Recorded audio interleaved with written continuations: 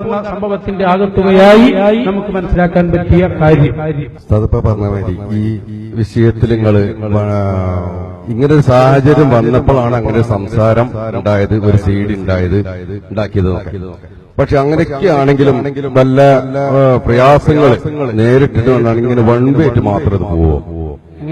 ഈ പ്രസംഗം one way മാത്രമായിട്ട്, അതായത് നമ്മളെ വിഭാഗത്തിന് ഇപ്പൊ നിങ്ങൾ പുകഴ്ത്തി പറയുന്ന ഈ വിഭാഗത്തിന്, അതായത് AP വിഭാഗത്തിന്, ഞങ്ങളൊക്കെ വിശ്വസിക്കുന്ന സുന്നിയിൽ ഈ സുന്നി വിഭാഗത്തിന് മാത്രം എതിർത്തുകൊണ്ട് പറയുന്ന സംസാരമായിട്ട് അവിടെ വരുമെന്ന്.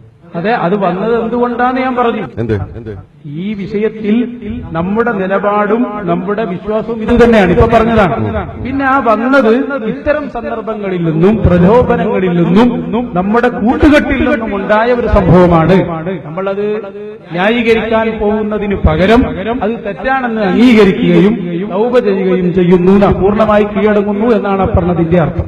ന്യായീകരിച്ചാലേ ആ ചോദ്യത്തിന് പ്രസക്തിയുള്ളൂ. കാരണം ഞങ്ങള് കേരളത്തില് ഈ പാവപ്പെട്ട ഒരുപാട് നാടന്മാരായ ആളുകൾ, മൂല്യന്മാരെ കാര്യം പോട്ടെ, നാടന്മാരായ ആളുകൾ സുന്നത്ത് ജമാഅത്തിനെ പറ്റി പഠിക്കണത് ഒന്ന് നിങ്ങളെ കയ്യിൽ, അതായത് നമ്മളെ പണ്ഡിതന്മാരെ ആലിമ്യങ്ങൾ ഇല്ലാത്തത് കൊണ്ടല്ല, അത് വിശദമായി മനസ്സിലാക്കാനും ആ സാഹചര്യം ഞങ്ങൾക്ക് മനസ്സിലായത്. അതായത് ഇവിടുത്തെ മുബത്തദി എന്താണ്, ഇവിടുത്തെ EK വിഭാഗം, ചേളാരി വിഭാഗം എന്താണ്, മറ്റുള്ള ആളുകൾ എന്താണ്, ഇവിടെ തെരീക്കത്ത് എന്താണ്, മറ്റുള്ള വിഷയങ്ങളൊക്കെ ഞങ്ങൾ വളരെ വസ്തുനിഷ്ഠമായി തന്നെ മനസ്സിലാക്കിയത് ഒന്ന് നിങ്ങളെ കയ്യിൽ അല്ല എന്ന് ഞങ്ങൾ പറയണില്ല. മറ്റൊന്ന് നമ്മുടെ വഹാബ് സഖാഫി, പത്തബിരിയൻ സഖാഫി, കൊളത്തൂർ സഖാഫി, ഇങ്ങനെയുള്ള എല്ലാ പണ്ഡിതന്മാർ, ചെറുപ്പക്കാരായ നല്ലൊരു വിഭാഗം പണ്ഡിതന്മാർ ഏകദേശം ഒരു 8 വർഷത്തോളം കേരളത്തിലുടനീളം നിങ്ങളെ പ്രസംഗമാണ് ഞങ്ങളെ ഇതിൽ പ്രചോദനപ്പെടുത്തിയത്. സുന്നത്തി ജമാഅത്തിലെ ആദർശത്തിൽ ഏറ്റവും അടിയുറച്ച് വിശ്വസിക്കാനുള്ള ഒരു സാഹചര്യം ഞങ്ങൾക്ക് ഉണ്ടായിരുന്നു. ഈ സാഹചര്യം കേരളത്തിൽ എന്നല്ല ലോകത്തന്നെ മൊത്തം ആശയത്തിൽ ഉറപ്പിച്ചു നിർത്താൻ നിങ്ങളെ കൊണ്ട് കഴിഞ്ഞു.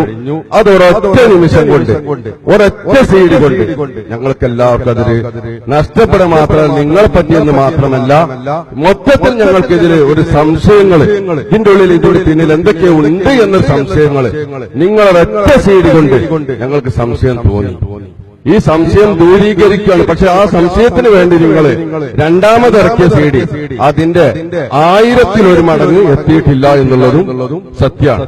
പക്ഷെ അത് നിങ്ങൾ വ്യക്തമായി തന്നെ, പരസ്യമായി തന്നെ അത് നിങ്ങൾ പത്രസമ്മേളനങ്ങൾ നടത്തിയും നമ്മുടെ ഉസ്താദുമാരെ മുമ്പിൽ വെച്ച് ശരിക്കും നടത്താവുന്ന രൂപത്തിൽ നിങ്ങളെ കൊണ്ട് എങ്ങനെ ക്ഷമാപണം നടത്താൻ പറ്റുമോ ആ രൂപത്തിൽ നിങ്ങൾക്ക് ക്ഷമാപണം നടത്തി ഇവിടുത്തെ പാവപ്പെട്ട സുന്നത്ത് ജമാഅത്തിന്റെ, നമ്മൾ വിശ്വസിക്കുന്ന പാവപ്പെട്ട നാടന്മാരെ നിങ്ങളിന്ന് രക്ഷപ്പെടുത്തണം. നിങ്ങൾ ഇപ്പൊ പറഞ്ഞ നമ്മളെ മാധ്യമത്തിലെ പ്രസംഗം, മാധ്യമത്തിലെ റിപ്പോർട്ട്, നിങ്ങൾ ബന്ധപ്പെട്ട് മന്ദിക്കുമായിട്ട് നിങ്ങൾ സംസാരിക്കണേ. പക്ഷെ ആ മന്ദിക്കുമായി സംസാരിക്കുന്ന രൂപത്തിലേക്ക് ഇവിടുത്തെ പാവപ്പെട്ട ആളുകൾക്ക് കഴിയില്ല. സത്യമാണല്ലോ. ഇവിടെ മന്ദിക്കുമായിട്ടുള്ള സംസാരം നമ്മൾ മനസ്സിലാക്കാം. കാരണം അവരെ റിപ്പോർട്ട് അങ്ങനെ അവർ കൊടുക്കുള്ളൂ എന്നുള്ളത്. പക്ഷെ പാവപ്പെട്ട ജനത് മനസ്സിലാക്കൂല. അത് മനസ്സിലാക്കാനുള്ള സാഹചര്യം നിങ്ങൾ ഉണ്ടാക്കി കൊടുക്കണം. എല്ലാ പത്രങ്ങളും ഒരേപോലെ വിളിക്കണം. അങ്ങനെ 10 പത്രങ്ങൾ എഴുതുമ്പോൾ ഒരു മാധ്യമം മാത്രം എഴുതുകയാണെങ്കിൽ ആ മാധ്യമത്തിന് ഞങ്ങൾ വിശ്വസിക്കില്ല. നേരെ മറിച്ച് ബാക്കിയുള്ള എല്ലാ പത്രങ്ങളും ഒരേപോലെ ചെയ്യുമ്പോഴേ വിശ്വസിക്കുള്ളൂ. അതിനുള്ള ഒരു സാഹചര്യം കൂടി നിങ്ങളെ ഭാഗത്തുനിന്ന് ഉണ്ടാവും വേണം.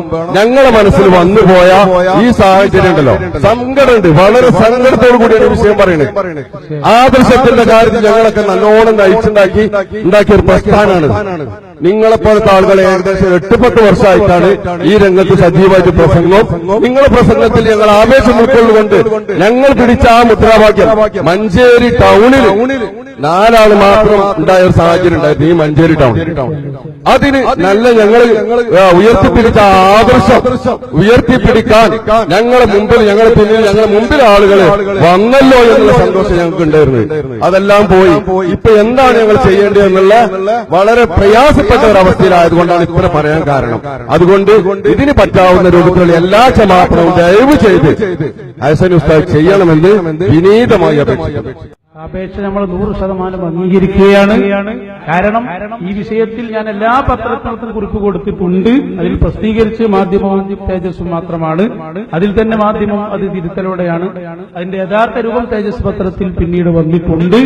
പിന്നെ ഈ വിഷയവുമായി ബന്ധപ്പെട്ട് ഞാൻ പറഞ്ഞല്ലോ, ഇത് വരാനുള്ള അടിസ്ഥാന കാരണവും ഞാൻ പറഞ്ഞു. അത് ഉസ്താദ് അവറുകൾ നേരത്തെ ഇവരെ വിട്ടു നിർത്തണമെന്ന് പറഞ്ഞപ്പോ അതിൽ നമുക്കുണ്ടായ ഒരു വിവരക്കേട് കൊണ്ട് അല്ലെങ്കിൽ അവിവേകം കൊണ്ട് സംഭവിച്ച ഒരു അബദ്ധം, ആ അബദ്ധത്തിന്റെ പിന്നാമ്പുറങ്ങളായിരുന്നു യഥാർത്ഥത്തിൽ ഇതെല്ലാം സംഭവിച്ചത്. അതുകൊണ്ട് തന്നെ ആ സിഡിയുമായി ബന്ധപ്പെട്ട് നമ്മുടെ പ്രവർത്തകർക്കും സംഘടനക്കും ധാരാളം വിഷമങ്ങൾ ഉണ്ടാവുകയും പ്രയാസപ്പെടുകയും പലരും വീട്ടിൽ വരികയും ഫോൺ ചെയ്യുകയും കരയുകയും പല സന്ദർഭ പരിപാടികളും ഉണ്ടായിട്ടുണ്ട്. അതിൽ മുഴുവനും നമ്മൾ ഈ സിഡി കേൾക്കുന്നവരോടും ക്ഷമാപണം നടത്തുകയും മാപ്പ് ചോദിക്കുകയും ചെയ്യുന്നു. ഉസ്താദുമാരോടും സംഘടന. അതുകൊണ്ടാണ് സംഘടന എടുത്ത ഈ തീരുമാനം അത് വളരെ ഒരു ചെറിയ ശിക്ഷയായിട്ടേ ഞാൻ കാണുന്നുള്ളൂ. പൂർണ്ണമായി അതിനെ അംഗീകരിക്കുന്നു എന്ന് തുറന്നു പറയാനുള്ള കാരണം അവരത്രയും നമ്മളെ ബുദ്ധിമുട്ടാക്കിയിട്ടുണ്ട്. ചെറിയ ഒരു പ്രലോഭനമൊന്നുമല്ല. നിങ്ങൾ മനസ്സിലാക്കണം, ശനിയാഴ്ച സമ്മേളനം നടക്കുമ്പോ വ്യാഴാഴ്ച തന്നെ അവര് വളരെ ഈ രാമന്തളിയും മറ്റും നേതൃത്വത്തിൽ ആസൂത്രിതമായി നമ്മളെ മംഗലാപുരത്തേക്ക് കൊണ്ടുപോയി നേരെ സ്റ്റേജിലേക്ക് എത്തിക്കാനുള്ള ശ്രമം അവർ നടത്തിയിട്ടുണ്ട്. അതെങ്ങനെയെന്ന് ചോദിച്ചാൽ നമുക്ക് വീട്ടിലിരുന്നാൽ വലിയ പ്രയാസമാണ്. ആളുകളെല്ലാം വന്ന് ഫേസ്ബുക്കിലൊക്കെ വന്നതാണല്ലോ. അപ്പൊ അതുകൊണ്ട് നമുക്ക് ഒന്ന് മംഗലാപുരത്തൊക്കെ പോയി വരാം എന്ന് പറഞ്ഞ് കൊണ്ടുപോയി വഴിയിൽ വെച്ച് നമ്മുടെ വണ്ടി ഡ്രൈവറും കൂടി ഓരോ ഭാഗത്തേക്കാകുമ്പോ പറയേണ്ടതില്ലല്ലോ, വേറൊരു വണ്ടിയിൽ കയറ്റി ഒരു ഇന്നോവയിൽ. അപ്പോ വേറെ രണ്ടാളുകളും അതിൽ വന്ന് കയറി. ഞാനുണ്ട്, എന്റെ 2 സുഹൃത്തുക്കളുണ്ട്, ഒരു ഡ്രൈവറും പിന്നെ 2 ആളുകളും. പിന്നെ നമ്മൾ കണ്ടത് ആ വണ്ടിയിൽ യഥാർത്ഥത്തിൽ നമ്മളെ കയറ്റിയത് സമ്മേളനം കഴിഞ്ഞിട്ടേ വിടൂ എന്ന ഒരു ഉറപ്പ് അവർക്ക് കിട്ടാൻ വേണ്ടിയായിരുന്നു അത്ര. അങ്ങനെ പിന്നെ ഞാൻ ആ റൂട്ട് മാറ്റി വയനാട്ടിലേക്ക് കൊണ്ടുപോയി. അവിടുന്ന് പിന്നെ ഞാൻ പറഞ്ഞു, എനിക്ക് യാത്ര ചെയ്യാൻ കഴിയില്ല, ഞാൻ വളരെ രോഗിയാണെന്നല്ല അവർ അറിയിച്ച്. അങ്ങനെ തിരിച്ചു വന്ന് ഒരു ഉസ്താദിന്റെ അടുത്ത് മന്ത്രിക്കാനെന്ന് പറഞ്ഞ് കൊണ്ടുപോയി. അവസാനം ഇവരെ ഈ തോട്ടുമുക്കം തന്ന സാധനം അയാളെ മഹല്ലിൽ അന്ന് വ്യാഴാഴ്ച ഞങ്ങൾ 2 പേരെയും അവിടെ കൊണ്ടുപോയി താമസിപ്പിച്ചു വരും. അത്ര ഈ ചേളാരി ഭാഗം എന്ന് പറഞ്ഞാൽ തന്നെ ഒരു ഗുണ്ടായിസാണല്ലോ അവരുടെ മുന്നിൽ. നമുക്ക് പറയേണ്ടതില്ലല്ലോ. മുസാഫ് കത്തിച്ചതും അതേപോലെ മദ്രസ കത്തിച്ചതെല്ലാം നമുക്കറിയാവുന്നതാണ്. അന്ന് രാത്രി അവരുടെ ഗുണ്ടകളെ കാവൽ നിർത്തിയിട്ട് നമ്മൾ അവിടെ താമസിപ്പിച്ചിട്ടുണ്ട്. പിന്നെ പിറ്റേന്ന് രാവിലെയാണ് ഞാൻ വീണ്ടും നമുക്ക് ശാരീരികമായുള്ള അസ്വസ്ഥത അവരെ അറിയിക്കുന്നതും ഉസ്താദുമാരുടെ അടുത്തേക്ക് പോയി മന്ത്രിപ്പിക്കണമെന്ന് പറഞ്ഞപ്പോ അവര് പറഞ്ഞു, ഏപ്പിക്കാരായ ഒരൊറ്റ കുട്ടി മന്ത്രിച്ച സംഗതി നടക്കൂല, അതുകൊണ്ട് ഓരോരുത്തർക്ക് പോകാനും പറ്റൂല. പിന്നെ അവിടുന്ന് രക്ഷപ്പെട്ടില്ലെങ്കിൽ ഞാൻ സമ്മേളനത്തിലെത്തും എനിക്ക് ഉറപ്പായി. ചുരുക്കത്തിൽ അങ്ങനെ ആസൂത്രിതമായി നമ്മളെ കയ്യിലാക്കിയവരെ ചെയ്തിട്ടുണ്ട്. അതുകൊണ്ടാണ് അവർ ഉറപ്പിച്ചു പറഞ്ഞ സമ്മേളനത്തിൽ നമ്മൾ വരും. പക്ഷെ ഓക്കെ ഉസ്താദും ഒന്നരായ സുലൈമാൻ ഉസ്താദും നമ്മുടെ മുഴുവൻ പണ്ഡിതന്മാരുടെയും ബറക്കത്ത് കൊണ്ട് യഥാർത്ഥത്തിൽ അതിൽ നിന്ന് നമ്മൾ രക്ഷപ്പെട്ടു. അങ്ങനെ രക്ഷപ്പെട്ട് ഞാൻ അന്ന് വെള്ളിയാഴ്ച രാത്രി വൈകുന്നേരമായപ്പോ ഈ രാമന്തളി എന്നെ വിളിച്ചിട്ട് പറഞ്ഞു, ഇനി നിങ്ങൾ വരാതിരുന്നിട്ട് കാര്യമില്ല, നമ്മുടെ സിഡി ഞാൻ നാളെ പുറത്തു കൊണ്ടുവരും, നിങ്ങൾ നേരത്തെ കാഴ്ച കണ്ട പിന്നെ ഫോട്ടോസ് ഞാൻ കൊണ്ടുവരും, അതുകൊണ്ട് നിങ്ങൾ എന്തായാലും സമ്മേളനത്തിൽ വന്നേ പറ്റൂ എന്ന് പറഞ്ഞപ്പോ ഞാൻ ഇവരോട് പറഞ്ഞു, നിങ്ങളെ കയ്യിലുള്ളതൊക്കെ നിങ്ങൾ പുറത്തു കൊണ്ടുവന്നു. ഏറിയാലും ചിലപ്പോ സംഘടന നടപടി സ്വീകരിക്കും. എന്നാലും ആ കൂടാരത്തിലേക്ക് സ്റ്റേജിൽ കയറാൻ നമ്മളില്ല, നിങ്ങൾക്ക് ഇഷ്ടമുള്ളതൊക്കെ കൊണ്ടുവന്നോളൂ. പിന്നെ വിളിച്ചവരോടൊക്കെ പറഞ്ഞു സിഡി പരമാവധി വിട്ടോളൂ. അത് ആശുപത്രിയിൽ പറഞ്ഞതാണ്. ദേഷ്യം പിടിച്ച് എന്തൊക്കെ ചെയ്യാനുള്ളത് ചെയ്തോ, അതാണ് നമ്മൾ അന്ന് അവരോട് പറഞ്ഞത്. എന്റെ അടിസ്ഥാനത്തിൽ അവരതെല്ലാം ചെയ്തു. പക്ഷെ അത് നമ്മളെ സംബന്ധിച്ചിടത്തോളം അവിടെ പങ്കെടുത്തിട്ടില്ലല്ലോ എന്നതാണ് അതിലേറ്റവും പ്രസക്തമായി നമുക്ക് തോന്നിയതും. മറ്റുള്ളത് നമ്മുടെ നേരത്തെ അവർ പറഞ്ഞതുപോലെ നേരത്തെ നമ്മളെ സ്നേഹിക്കുകയും അറിയുകയും പഠിക്കുകയും ചെയ്ത ആളുകൾക്ക് ഇത് സംബന്ധമായി വിഷമങ്ങൾ ഉണ്ടാവുകയും ധാരാളം ആളുകൾ അന്വേഷണം നടത്തുകയും ചെയ്തിട്ടുണ്ട്. ഈ സിഡിയിൽ ഞാനത് ആവർത്തിച്ച് പറയുന്നു, ആ സിഡിയെയോ അല്ലെങ്കിൽ ഇനി വരാൻ പോകുന്ന എന്തുണ്ടെങ്കിലും അതൊന്നും നമ്മൾ ന്യായീകരിക്കുന്നില്ല. ഇത്തരം സാഹചര്യത്തിൽ പെട്ടുപോയ അബദ്ധങ്ങളിൽ നിന്ന് ഉണ്ടായ ഏറ്റവും വലിയ അബദ്ധങ്ങളാണ് എന്ന് മനസ്സിലാക്കി എങ്ങനെയാണോ നേരത്തെ ഉണ്ടായിരുന്നത് അതുപോലെ താജുൽ ഉലമയുടെയും ബഹുമാനപ്പെട്ട ഖമറുൽ ഉലമ ഉസ്താദ് അവരുടെയും വിശിഷ്യ സുലൈമാൻ ഉസ്താദും പൊന്നൂർ ഉസ്താദും പേരൂർ ഉസ്താദും അടക്കമുള്ള നമ്മുടെ സംഘടനകളുടെ നിർദ്ദേശമനുസരിച്ച് തന്നെ ജീവിക്കുമെന്ന് ഇവിടെ പ്രത്യേകമായി ഓർമ്മപ്പെടുത്തുകയും ചെയ്യുന്നു. ചെയ്യുന്നു. അത് മാത്രമേ അതിന്റെ ഒക്കെ പുറമെ നമ്മുടെ സംസാരങ്ങളിലും നമ്മുടെ വാക്കുകളിലും പ്രവർത്തനങ്ങളിലും വന്നുപോയ ഇത്തരം പ്രശ്നങ്ങൾക്ക് വേണ്ടി നിങ്ങളുടെ പ്രാർത്ഥനകളിലും പ്രവർത്തനങ്ങളിലും അള്ളാഹുവിനോട് പ്രത്യേകം ദുആ ചെയ്യുകയും വേണം. അള്ളാഹു നമുക്ക് മാപ്പ് ചെയ്തു തരുമാറാകട്ടെ എന്ന് പ്രത്യേകമായി ദുആ ചെയ്യുന്നു.